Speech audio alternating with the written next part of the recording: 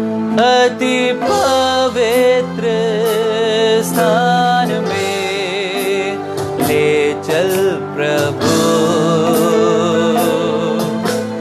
मुझको तू अपने लहू से धो दे मेरे प्रभु।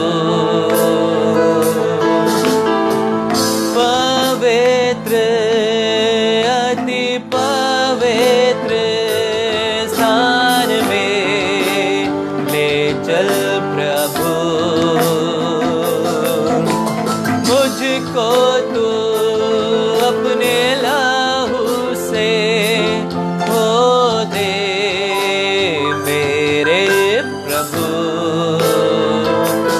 तेरे सामने झुकते हैं सजदा हम करते हैं। तेरे सामने झुकते हैं सजदा हम करते हैं। आत्मा और सच्चाई से आराधना करते हैं। आत्मा और सच्चाई से आराधना करते हैं। शुद्ध जल तू छिड़क दे, मन को मेरे बदल दे। प्रार्थना है हमारी, आत्मा से तू भर दे। पवित्र अति पवित्र स्थान में ले चल प्रभु यीशु, मुझको तू अपने लहू से धो दे मेरे प्रभु। तेरे सामने झुकते हैं सजदा हम करते हैं। तेरे सामने झुकते हैं सजदा हम करते हैं।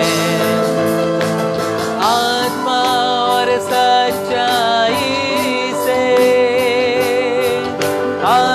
आराधना करते हैं।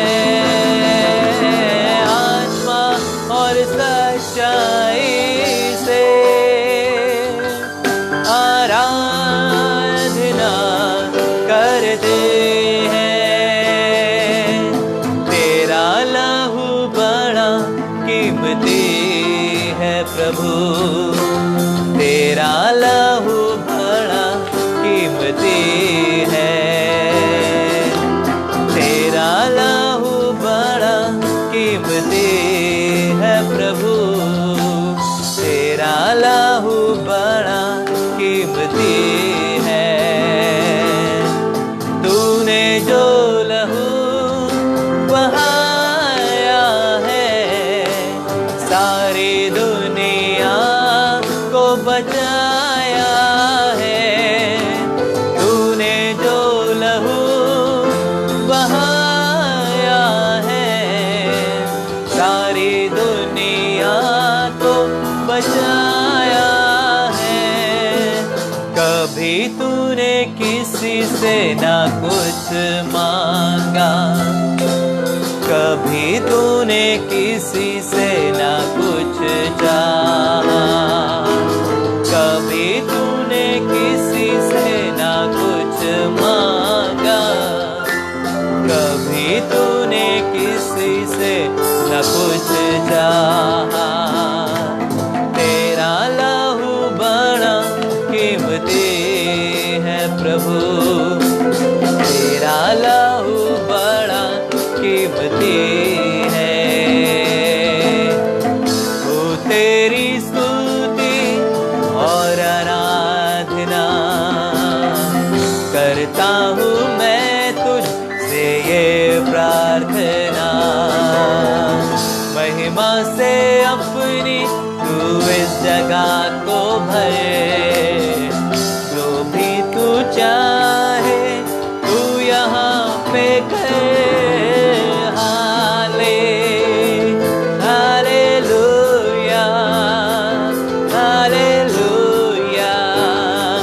हालेलुया, हालेलुया,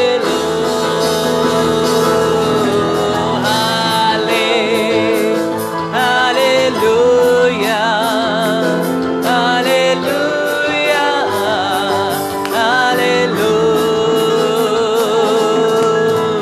करुणा से अपनी नया दिन दिखाता है, ढाल बनकर मेरी मुझे बचाता है।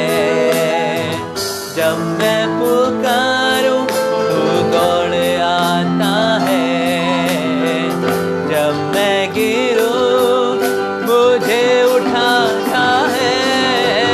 Hallelujah, hallelujah,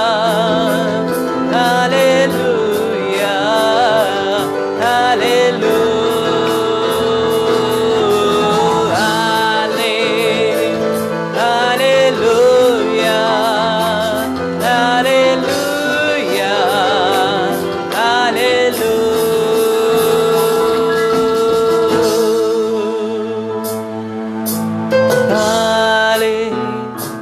hallelujah, hallelujah, hallelujah,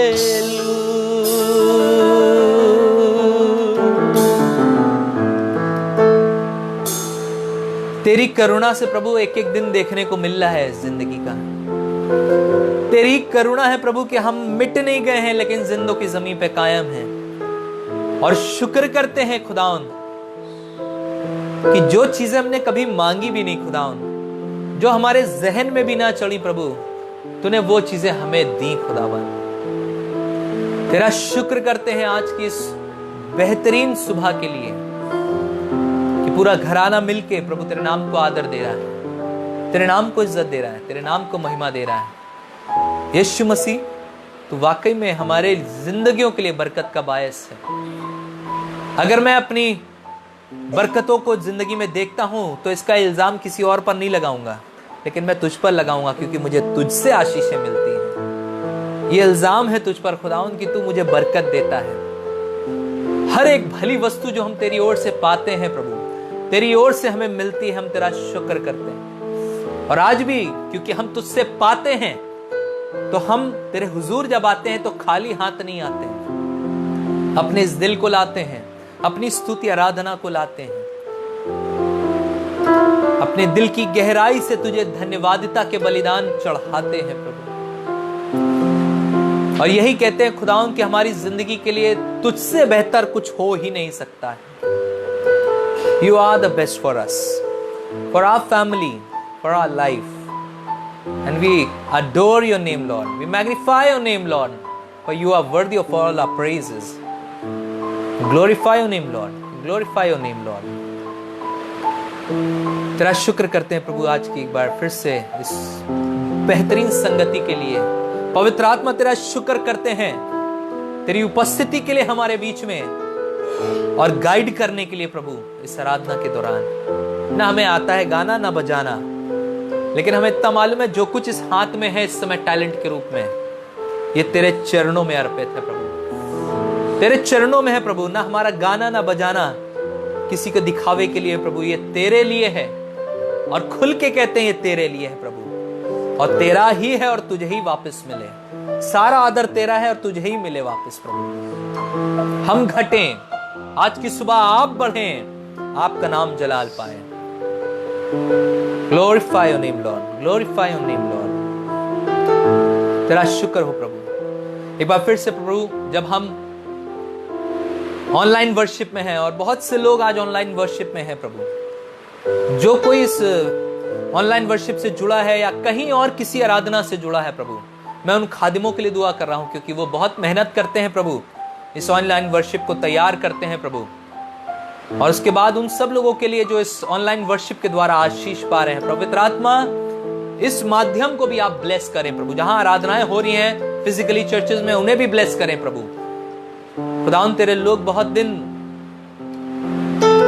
church building से तो दूर रहे, लेकिन आत्मिक रूप से तुझे से जुड़े रहे प्रभु, और आज उन्हें मौका मिला है तेरे करीब आने का इस बिल्डिंग के थ्रू प्रभु। मैं दुआ करता हूं प्रभु, आप उन्हें भी आशीष दें। इस वर्शिप के दौरान अगर कोई हमसे जुड़ा है प्रभु, आप उन्हें भी आशीष दें, बरकत दें प्रभु। और दुआ करते हैं आज जो कुछ हम सीखने जा रहे हैं तेरे वचन से, वो बहुतों को लाभान्वित करने वाला हो सके, आशीषित करने वाला हो सके। मैं ना बोलूं प्रभु, लेकिन आप मुझसे होके बोले और आशीष दें प्रभु।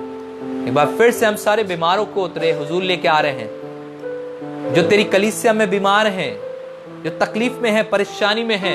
यीशु के सामर्थ्य नाम में मैं दुआ करता हूं, तेरा लहू उन्हें चंगाई से भर दे। मैं दुआ करता हूं खुदावन इस समय तेरे अभिषेक के लिए, उन लोगों के लिए जिन्होंने पश्चाताप किया है और ये बात मानी है प्रभु हमसे गलती हुई है, हमें बख्श दे प्रभु।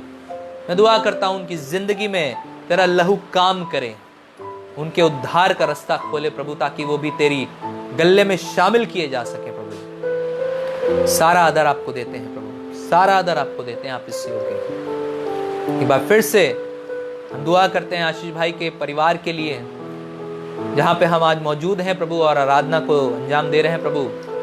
कल इन्होंने अपनी जिंदगी के 12 साल पूरे किए हैं प्रभु। हमारी दुआ है प्रभु, आप इनको और इनकी मेम साहब को बड़ी आशीष और बरकत दें प्रभु, इनके बच्चे को बड़ी बरकत दें, इनकी मामी को बड़ी बरकत दें प्रभु। हम दुआ करते हैं इस घर पर तेरी उपस्थिति बनी रहे प्रभु, और खुदावन यहाँ आने वाला हर एक शख्स तुझ में धन्य होने पाए। आशीष दे प्रभु, सबको बरकत दे प्रभु।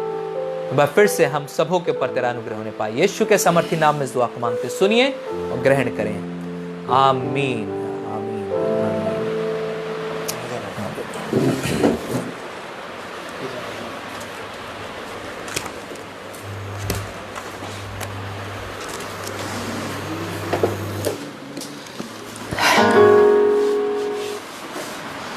हालेलुया।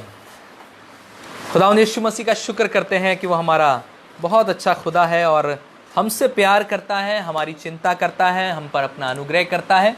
और आज एक बार फिर से हमें उसने मौका दिया है कि हम खुदा के कलाम से थोड़ी देर सीखें, बातचीत करें और खुदा को धन्यवाद दें इस बात के लिए कि उसने अपना इल्म इस पुस्तक में दिया है। 66 पुस्तकें हैं इस किताब में, और इसमें इतना इल्म है कि अगर हम आप इसे रोज पढ़ें, रोज जानें, तो आप यकीन जानिए कि खुदा बाप हर रोज हमसे ऐसे बात करेगा जैसे घर में हमारे आपसे कोई आपस में बात करता है। आपके पास ढेरों सवाल होंगे, लेकिन जवाब यहाँ मौजूद हैं। शायद हम दुनिया में ढूंढ रहे हैं, लेकिन जवाब यहीं पे हैं सारे। आप बस कोशिश करिए, खोजिए और देखिए खुदा आपको जवाब कैसे देगा। आज जो मेरा विषय है परमेश्वर के कलाम से आपसे बातचीत करने का, वो है बुद्धिमानी के साथ अपने रिश्तों को कैसे बुलंद करें, कैसे मजबूत करें खुदा के साथ और खुदा के लोगों के साथ। और ये बहुत जरूरी है, हर एक जन इस बात को जान ले कि हमें अपने रिश्तों में, चाहे दुनिया में हो और चाहे खुदा में हो, बुद्धि की बहुत जरूरत है। और इसके लिए तो दाऊद के बेटे सुलेमान ने भी कहा, खुदा बाप मुझे और कुछ नहीं चाहिए, मुझे बुद्धि दे कि मैं इस राज्य को अच्छे से चला सकूं, क्योंकि बिना बुद्धि के आप कोई काम नहीं कर सकते हैं। और यहाँ पे भी आज हम कुछ सीखने जा रहे हैं बुद्धि के विषय में। मेरे साथ एक पद निकाल के आप पढ़ सकते हैं। बुद्धि के विषय में नहीं है, ये बुद्धि का इस्तेमाल करने के विषय में है, रिश्तों को अच्छा बनाने के लिए। भजन नीति वचन उसका 25वां अध्याय उसका 20वां पद, नीति वचन 25वां अध्याय उसका 20वां पद, यहां पे लिखा हुआ है, जैसा जाड़े के दिनों में किसी का वस्त्र उतारना या सज्जी पर सिरका डालना होता है, वैसे ही उदास मन वालों के सामने गीत गाना होता है। देखिए कितनी खूबसूरती की बात है, की इज सेंसिटिविटी। यहां पे जो मैं मुद्दे की बात कर रहा हूं वो है भावुकता होनी चाहिए, भावनाएं होनी चाहिए आपके और हमारे जीवन में बुद्धि के साथ। अगर हम रिश्तों को मेंटेन करने की कोशिश कर रहे हैं अपने जीवन में, और अगर हम रिश्तों को मेंटेन अच्छे से करना चाहते हैं, तो बुद्धि का पूरा इस्तेमाल करिएगा। यहाँ लिखा हुआ है कि अगर कोई उदास है और उसके सामने तू कोई गाना गुनगुनाए तो ये बहुत बेवकूफ़ी की बात है। ये तो बिल्कुल ऐसे होगा जैसे कि जाड़े के समय में हम किसी को उधेड़ दें, उसके कपड़े हटा दें, तो बिल्कुल वैसे ही होगा। मान लीजिए आप किसी के घर गए, उसके पापा खत्म हो गए, उसके पापा खत्म हो गए और आप उसके घर पहुंचे और आपने कहा अरे बेटा कोई नहीं, पीठ पे हाथ थपथपाते हुए, ऐसा होता ही रहता है, कहीं ना कहीं होता ही रहता है, चिंता ना करो, फिर सब ठीक हो जाएगा। तो वो लड़का आपसे बड़ा दुखी हो जाएगा इस विषय पे। वो सांत्वना देने की जगह आपने उसे ऐसी बात बोली जिससे कि उसके रिश्ते आपसे और कटु हो गए और खराब हो गए, क्योंकि उसने अभी अभी अपने बाप को खोया है और हम आके ऐसी बात अगर उससे करें तो शायद वो बुरा मान जाए। इसलिए बहुत जरूरी है कि हम बुद्धि का प्रयोग करें अपने रिश्तों को मेंटेन करने के लिए। नीति वचन उसके 27वें पद में देखिए क्या लिखा हुआ है। नीति वचन 27 और उसका 17 में लिखा हुआ है, जैसा लोहे को लोहे का चमका देता है, वैसे ही मनुष्य के मुख अपने मित्र की संगति के से चमकदार हो जाता है। हमें आसपास ऐसे मित्रों की जरूरत है, ऐसे सहायकों की जरूरत है, ऐसे दोस्तों की जरूरत है जो हमें आपस में सब एक साथ जब सहभागिता करते हैं तो हमें ऐसी फिनिश दें, ऐसी हमें हमारे अंदर फिनिशिंग दें कि हमारा चेहरा चमकदार हो जाए। हमें बुद्धि बहुत जरूरी है और बुद्धि जब आप संगति करते हैं तभी मिल पाती है। इसीलिए आप जब दोस्त बनाएं तो बहुत ढंग से बनाइएगा कि आपको उनसे बुद्धि प्राप्त हो सके, ना कि उनसे बुरी चीजें प्राप्त हो सके। बाइबल देखिए सब चीजों के विषय में बताती है। बाइबल बताती है पवित्र आत्मा के विषय में, अन्य भाषा के विषय में, धार्मिक काम करने के विषय में, दायित्व देने के विषय में, संडे चर्च, आराधना, ये सब जुड़ी हुई चीजें हैं इससे। ये सारी कमांडमेंट्स हैं, लेकिन उनसे ऊपर है कि आप कैसे अपनी बुद्धि का प्रयोग करके परमेश्वर से भी और लोगों से भी अपने रिश्ते को मेंटेन कर सकते हैं। देखिए ये सब आप कर रहे हैं, लेकिन अगर आप बुद्धि का प्रयोग करके रिश्तों को नहीं मेंटेन कर रहे हैं तो मेरे हिसाब से ये सब करना भी व्यर्थ हो जाएगा। इसीलिए आप और हम जब दुनिया में अपने आप को तैयार करते हैं बुद्धि के साथ रिश्ते बनाने के लिए, तो आप जरूर से अपने जीवन में उस बुद्धि का प्रयोग करें। देखिए कई बार ऐसा होता है कि लोग कहते हैं भैया हम तो दुनिया से रिश्ता नहीं रखते हैं क्योंकि दुनिया में सब पापी हैं। बाइबल कहीं नहीं बताती कि दुनिया में जो पापी है उनसे रिश्ता ना रखो। यीशु मसीह पापियों के लिए आया था। वो कहता है कि बीमार लोगों को वैद्य की जरूरत है, जो हष्ट पुष्ट है उन्हें जरूरत नहीं है। इसीलिए परमेश्वर का वचन हमें सिखा रहा है कि जब आप दुनिया में हो, दुनिया में दुनिया के जैसे ना बन जाओ, लेकिन उनके साथ मिल जाओ, उनके साथ जुड़ जाओ जो पाप में ग्रसित हैं, और उनके जीवन को बदलने की कोशिश करो। बी फ्रेंडली विद देम, उनके साथ दोस्ताना व्यवहार रखो और उनका जीवन बेटर बनाओ। Make their life better. उनके जीवन में ऐसा काम करो अपनी बुद्धि का इस्तेमाल करके कि उनका जीवन थोड़ा सा अच्छा हो जाए। तो आज हम सीखेंगे बिब्लिकल प्रिंसिपल्स को कैसे अप्लाई किया जाता है अपने रिश्तों को और अच्छा बनाने में। नीति वचन उसका 5वां अध्याय और उसका 15 से 20 में आपके बीच में पढ़ूंगा। यहां लिखा हुआ है, तू अपने ही कुंड से पानी और अपने ही कुएं से सोते का जल पीना। ये पहली बात जो मैं करने जा रहा हूं, यह है फैमिली बुद्धि का इस्तेमाल अपनी फैमिली रिलेशंस में, यानी कि बीवी से, बच्चों से, अपने माँ बाप से, अपने रिश्तेदारों से हम फैमिली में कैसे रिलेशंस को बुद्धि के साथ मेंटेन कर सकते हैं। पहला शुरू हो रहा है, तू ही अपने ही कुंड से पानी पीना और अपने ही कुएं के सोते का जल पिया करना। क्या तेरे सोते का पानी सड़कों में और तेरे जल की धाराएं चौकों में बह जाने पाए? यह केवल तेरे ही लिए रहे और तेरे संग औरों के लिए ना हो। तेरा सोता धन्य रहे और अपने जवानी की पत्नी के साथ आनंदित रहे। प्रिय हिरणी व सुंदर सांभरनी के समान उसके स्तन सर्वदा तुझे संतुष्ट रखें और उसी का प्रेम नित्य तुझे आकर्षित करता रहे। हे मेरे पुत्र, तू अपरिचित स्त्री पर क्यों मोहित हो और पराई को क्यों अपनी छाती से लगाए। यहाँ पे बाइबल हमें बहुत ज्यादा ज्ञान सिखाती है। बी केयरफुल, वो बताने की कोशिश कर रहा है यहाँ पे नीति वचन का लिखने वाला कि पहली बात, तुम्हारी बीवी से तुम्हारी वफादारी बहुत बहुत जरूरी है, और उसके बाद फिर तुम्हारे बच्चे दुनिया जमाने में ना दिखाई दें लेकिन तुम्हारे घर में दिखाई दें। और साथ ही साथ एक चीज और भी कहता है कि तू पराई स्त्री पर भी मोहित मत होना। क्यों? क्योंकि ये चॉइस है आपके पास, ये दुनिया में आपके पास रहते हुए चॉइस है, और आप चाहें तो इसको रख सकते हैं, नहीं तो अन्यथा आपके लिए जीवन मुश्किल भी हो सकता है। इसीलिए कोशिश करें कि आप अपनी इस शादीशुदा जिंदगी में अपने लाइफ पार्टनर के साथ अपने बैलेंस को मेंटेन करके चलें और उसी से प्यार करें, उसी से मोहब्बत करें और उसी के साथ कई बार ऐसा होता है ना, लोग कहते हैं हम बहुत दुआ करते हैं, बहुत बंदगी करते हैं, हम अपनी बीवी के साथ इतनी दुआ बंदगी करते हैं, मुझसे बाहर नहीं ले जाते हैं, मुझसे घुमाने फिराने नहीं ले जाते, उसे खिलाने पिलाने नहीं जाते हैं, लेकिन हम लोग सारा टाइम दुआ में लगाते हैं। तो पता है आप प्रेफुली रॉन्ग हो रहे हो, आप यहां पे गलती कर रहे हो। आप इतना ज्यादा दुआ बंदगी में इन्वॉल्व हो रहे हो कि आप अपनी बीवी को समय ही नहीं दे रहे हो कि वो आपसे प्यार या आप उससे प्यार का इजहार कर सको, और तब ही तलखियां शुरू होती, तभी कमियां शुरू होती हैं। इसीलिए जब आपको परमेश्वर ने एक जीवन साथी दिया है तो उसके साथ अपनी जिंदगी में आनंद मनाएं, खुशियां मनाएं, और उसके साथ प्रभु की सेवा करें बुद्धिमानी के साथ, ना कि बेवकूफी के साथ।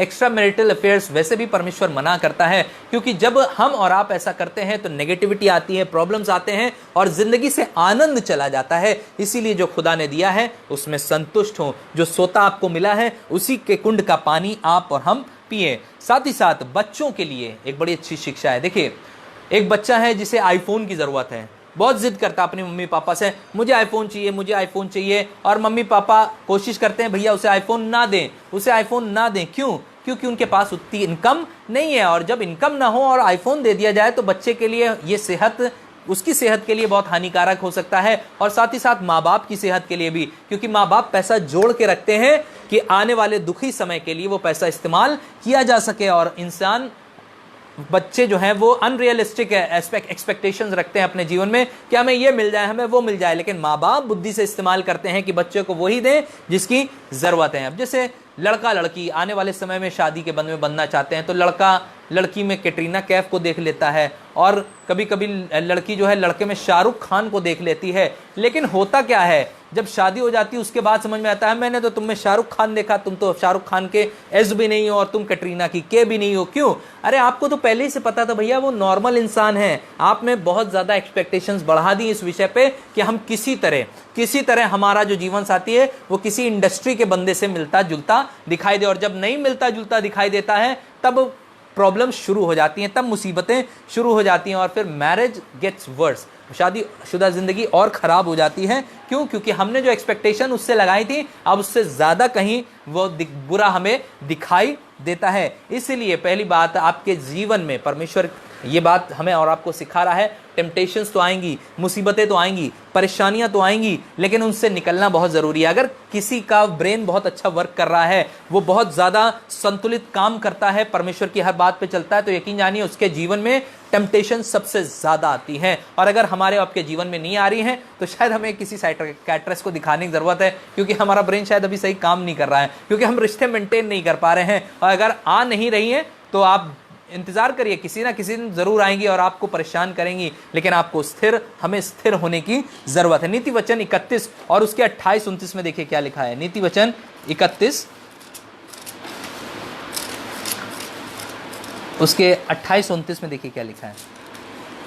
यहां पे लिखा हुआ है, उसके पुत्र, यानी कि एक ऐसी स्त्री की बात हो रही है जो बाइबल के हिसाब से बहुत धन्य है। उसके लिखा है, उसके पुत्र उठकर उसको धन्य कहते हैं, और उसकी पति भी उठकर उसकी ऐसी प्रार्थना करता है। ये कैसे हो रहा है? ये क्यों हो रहा है? क्यों? क्योंकि परमेश्वर की ओर से उस औरत को आशीष मिली है। हो सकता है कुछ औरतें तो इस आयत पे हाथ रख के कहें, कहाँ मिलेगा ऐसा पति, कहाँ मिलेंगे ऐसे बच्चे जो उठ के मुझे धन्य कहें, मुझे मुबारक कहें। देखिए, मतलब ये नहीं है, इसका आप उल्टा ही हमेशा अपने जीवन में रखिए, क्योंकि ये आप लेडीज जितना भी काम करती हैं एक थैंकलेस जॉब हो जाता है घर में जब आप काम करते हैं, और शायद कोई आपको थैंक यू भी ना बोले, लेकिन आप इस चीज़ के लिए एक्सपेक्टेड ना रहिए। लेकिन आप अपनी जिंदगी को ऐसे जिए जैसे एक वर्दी लाइफ होती है परमेश्वर के लिए, ताकि लोग आपकी महिमा कर सकें, लोग आपको सराहा सकें, और अपने परिवार में आप एक हार्ड वर्कर बनिए, आप मेहनती स्त्री बनिए, और यकीन जानिए परमेश्वर वो ओहदा आपको देगा जिसके आप योग्य हैं। पहली बात हमेशा हमें याद रखने की जरूरत है कि ड्राइव आसानी से करना अगर आप चाहते हैं तो आप गाड़ी धीमे चलाते हैं ना, आपको आसान लगता है गाड़ी, अगर आप सेफ्टी चलाना मांगते हैं गाड़ी धीमे चलाइए, और अगर आपको ठुकना है तो गाड़ी को तेज चला सकते हैं। बिल्कुल ऐसे ही परमेश्वर का भी तरीका है। अगर आप चाहते हो आपकी जिंदगी अच्छी चले तो परमेश्वर ने हर चीज अपनी डिजाइन में बहुत सिंपल बनाई, बहुत अच्छी बनाई है कि कोई प्रॉब्लम आपके जीवन में आपको सताने नहीं पाएगी। आपके रास्ते बहुत आसान होंगे अगर आप परमेश्वर में एक धार्मिक जीवन व्यतीत करते हैं, आप परमेश्वर में एक अच्छा जीवन व्यतीत करते हैं। लेकिन अगर हम और आप पाप करने की कोशिश करते हैं तो ये परमेश्वर की डिजाइन में है ही नहीं। इसीलिए परमेश्वर हमें और आपको इस डिजाइन में जीने भी नहीं देता है। कोशिश ये करिए कि आप इससे दूर रहें, आप इससे अपने आप को मेंटेन रखें, दूर ऐसा डिस्टेंस मेंटेन रखें कि वो आप उसके करीब भी पहुंचने ना पाए, क्योंकि पाप हमेशा मौत की ओर हमें ले जाएगा, लेकिन परमेश्वर की बातें हमेशा परमेश्वर की ओर हमें आकर्षित करेंगी। अब थोड़ा मैनरिज्म्स की बात करते हैं, तमीज़ और तहजीब की बात करते हैं, जो बुद्धि के साथ हम अपने रिश्तों में जोड़ सकते हैं। बाइबल पहली बात हमें सिखाती है खाने के विषय में, हम मैनर्स के विषय में सीखते हैं। हमारे मम्मी पापा हमें घर में जब हम लोग अन्न रिसीव करने लगे तो हमारे मम्मी पापा ने हमें बताया कि खाना कैसे खाया जाता है, टेबल पे नहीं गिराया जाता, ये नहीं किया जाता, वो नहीं किया जाता है। लेकिन एक बड़ी अच्छी बात बाइबल में लिखी है खाने के विषय में,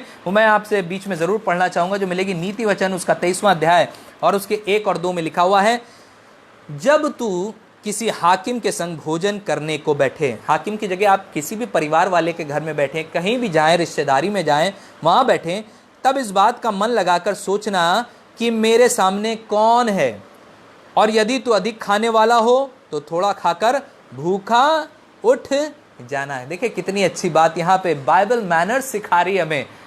शायद किसी ने सिखाए ना सिखाए, लेकिन बाइबल हमें सिखा रही है कि जब तू खाऊ हो, तुझे बहुत लगता हो, पेटू हो तू, तो तुझे लग रहा है कि खाना मेरे लिए रखा है, लेकिन मैं ऐसा नहीं कर सकता हूं, क्योंकि मेरे सामने जो बैठा है वो एक हाकिम है, वो मेरे बारे में पता नहीं क्या सोचेगा, इसलिए अपने आप को आधे पेट से उठा ले, कहीं बाहर जाके खा लो, वो ज़्यादा बेटर रहेगा, लेकिन उसके सामने पेटूपन नहीं करेगा। देखिए कई बार कुछ लोग ऐसे भी होते हैं, आज देखिए आजकल कितने फूड चैनल्स आ रहे हैं, फूड ट्रैवलर्स आ रहे हैं, जो जाते हैं इधर उधर उधर और वो वीडियो दिखाते हैं, जिस तरीके का वीडियो है लोगों की राल टपकती है देख देख के, क्या खाना, क्या ये क्या वो। कुछ लोग तो ऐसे होते हैं कि खाना अगर रखा है तो लगता है कि खाने को अकेला रखना ज़रूरी नहीं है, ठीक नहीं है, उसको मेरी संगति की ज़रूरत है और मैं इसे खा के अपने पेट में चट कर जाऊं। ये धारणा, ये जो सोच होती है, ये कई बार हमें बेइज्जती का सामना कराती है। इसीलिए हमें और आपको ये सीखने की ज़रूरत है कि हमें पेटू नहीं बनना। दूसरी बात, बाइबल खुद हमें सिखाती है कि हमें वचन पर मनन करने वाले बनना है। नीति वचन 18 और उसके 15वें पद में देखिए क्या लिखा हुआ है। यहाँ पे लिखा हुआ है, समझ वाले का मन ज्ञान प्राप्त करता है। बहुत खूबसूरत बात लिखी है। हम और आप हमेशा बाइबल से ज्ञान को ढूंढें, जितना चाहें आप ज्ञान ढूंढ सकते हैं। और लिखा है, और बुद्धिमान ज्ञान की बात की खोज में रहता है। यहीं पे है सारा ज्ञान। जब आप परमेश्वर की क्लास में आए, तो आपके पास ये होनी चाहिए, आपकी डायरी होनी चाहिए, आपकी नोटबुक पेन सब होना चाहिए, और आप तब अपनी क्लास को अटेंड करिए। यकीन जानिए खुदा बाप आपको वो ज्ञान, वो इल्म देगा जो शायद आपने कभी हासिल ना किया हो किसी बाइबल सेमिनरी में बैठ के, क्योंकि उसके कर्म चरणों में जब आप बैठते हैं तो खुद पवित्र आत्मा आपको सिखाता है। नीति वचन उसके 6 और उसके 6 से 8 में लिखा हुआ है, हे आलसी। जब कई बार ऐसा ही होता है कि जब हम परमेश्वर के कलाम को नहीं ढूंढते हैं तो हमें दुनिया में और चीज़ भी करने में मज़ा भी नहीं आता है। हमें लगता है अरे ठीक है, सब चल रहा है अपने हिसाब से। हम बहुत आलसी हो जाते हैं, बहुत लेजी हो जाते हैं। तब वहाँ पे परमेश्वर का वचन हमें इस बात से भी उभारता है। काम चोरों के लिए भी यहाँ पे लिखा हुआ है, हे आलसी, चूटियों के पास जा, उनके काम पर ध्यान दे और बुद्धिमान हो। उनके ना तो न्याय होता है, ना प्रधान और ना प्रभुता करने वाला, तो भी वे अपना आहार धूप काल में संचय करती हैं और कटनी के समय अपनी भोजन वस्तुएं बटोरती हैं। कितनी गजब की बात लिखी हुई है। आप देखिए, जब चींटियां चलती हैं एक लाइन में चलती हैं, इंसान चलते हैं, आज आप कल देख लीजिए आजकल भीड़ कैसी बाहर चल रही है, किसी को कोई मतलब नहीं, कहीं से भी कोई गाड़ी घुसेड़ दे रहा है। लेकिन आप चींटियों पर ध्यान दीजिएगा ना, में वहाँ कोई ट्रैफिक पुलिस वाला होता है कि उन्हें रोके चलाए, अब तुम जाओ, अब तुम रुको। वो सब एक लाइन में चलती हैं, एक के पीछे फॉलो करती हैं, अपने काम को करती हैं, बखूबी अंजाम देती हैं, क्योंकि उन्हें मालूम है दिन बुरे आ सकते हैं, दिन खराब आ सकते हैं। अभी तो धूप अच्छी चल रही है, इसीलिए धूप काल में जितना जोड़ सको जोड़ लो, खाना नीचे जमा कर लो, क्योंकि अब जो आएगा जाड़ा आएगा, और अगर हम बाहर निकले तो हो सकता है हम मर जाएं, खत्म हो जाएं। इसलिए घर में रहो और बचे रहो। इसीलिए हमें सिखाया जाता है, जब बच्चों को सिखाते हैं, जब पढ़ाई का समय है तो पढ़ाई करो। लेकिन कुछ बच्चे होते हैं जो पढ़ाई के समय फुल रोमांस करते हैं। कुछ को बताया जाता है जब काम करो तो उस समय काम नहीं करते हैं, क्योंकि पढ़ाई उन्होंने नहीं करी तो उन्हें काम भी कोई मिलने वाला, कोई देने वाला नहीं होता है। इसीलिए हर चीज का एक समय है और समय का पूरा आप हिसाब रख के चलिए अपने पास।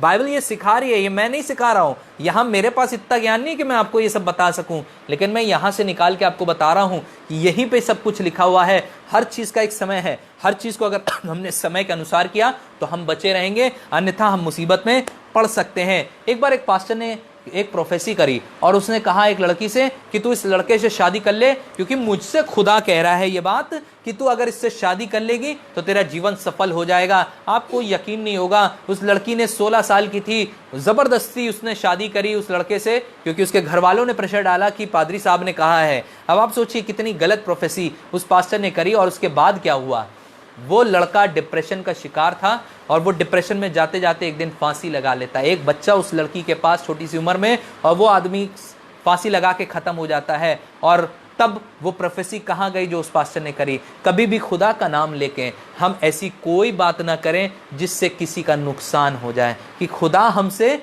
ये कह रहा है, खुदा हमसे वो कह रहा है, खुदा हमसे ये बता रहा है, खुदा हमको वो बोल रहा है। क्यों?